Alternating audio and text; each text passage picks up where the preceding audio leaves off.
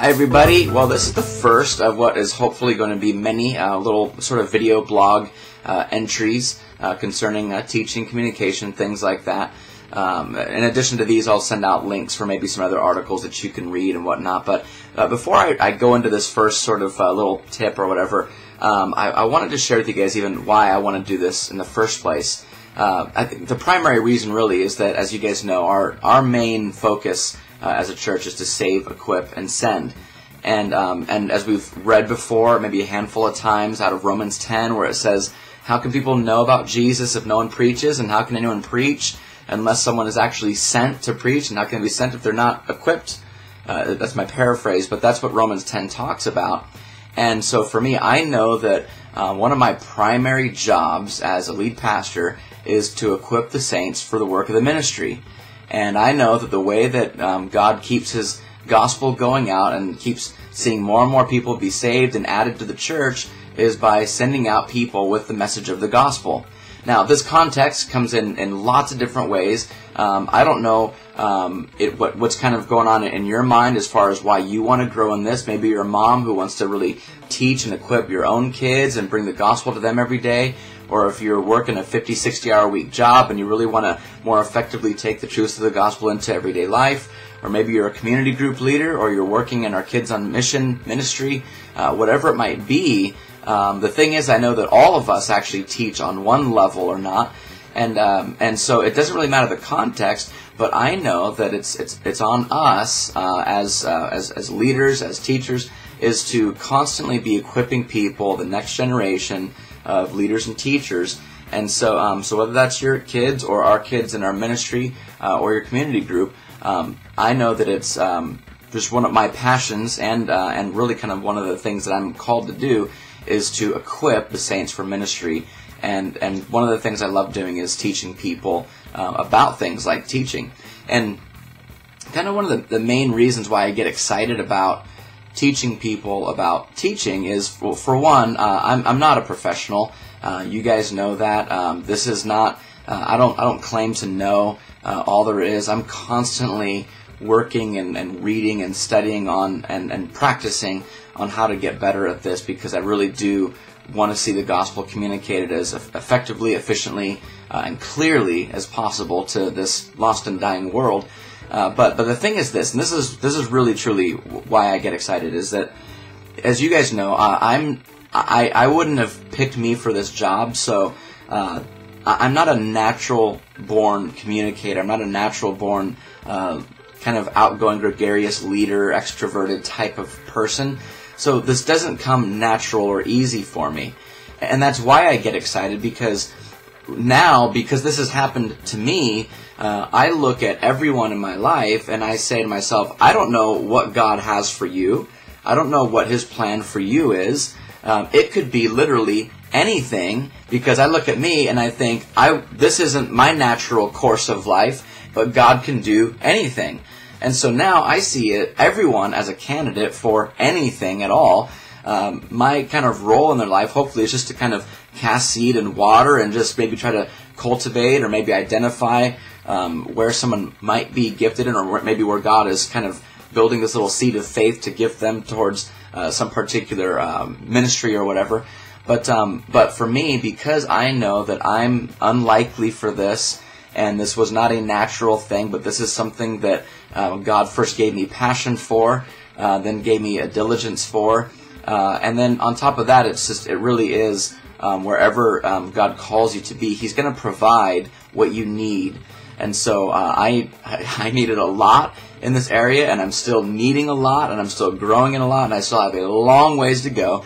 But what I want you to be with me is for us together to be students. I am still and always will be a student of communication, a student of leadership, a student of pastoring, a student of teaching, a student of learning. I will never grow out of this, and I'm thankful for that, because actually I love learning. I love being a student. So I just want you to be a student with me.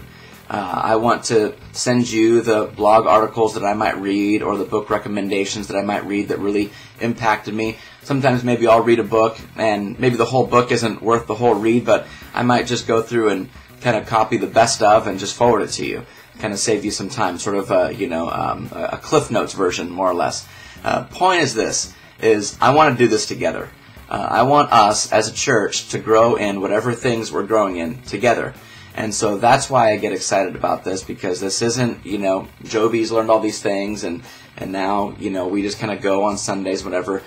We're a family, and we're going to learn and grow in this stuff together, and I love that. So that's why I want to do this. Today, in this first video post, I just have kind of one main point I wanted to share with you. I want to try to keep these kind of short, so I'll probably only have maybe 1 or 2 points per video, even if there might be 3 or 4 videos that are on the same topic, but just to kind of break it up a little bit, I think it's a little bit nicer. But this first one I wanted to really kind of speak, because I think this is maybe one of the more helpful things that you can probably take into leading your community groups, teaching your kids, and teaching our kids on mission, things like that, is really this idea of how to be more confident when we teach. Because I know that for many of you guys, teaching and being in front of people, public speaking, isn't something that's super, you don't look forward to it. It's not that fun, etc. And I completely relate with that. As you guys know, I really feared, I didn't mind being in front of people with a guitar and, a little microphone in my hand or whatever that I could hide behind. But as soon as you took that mic away and you took the guitar away, it was much more difficult for me to really be comfortable. So I relate with that 100%.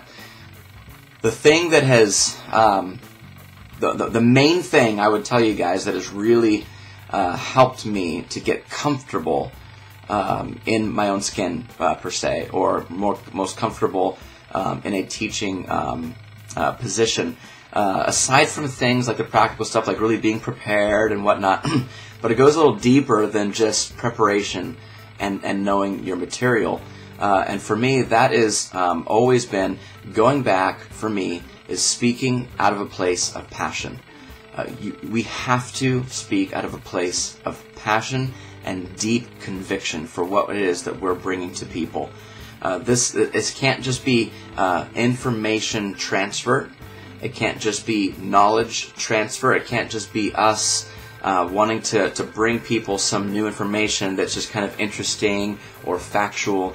But we have to bring whatever it is that we're teaching people, we have to bring it to them out of a place of where we've experienced this ourselves, and we believe so deeply in it because it's actually changed us.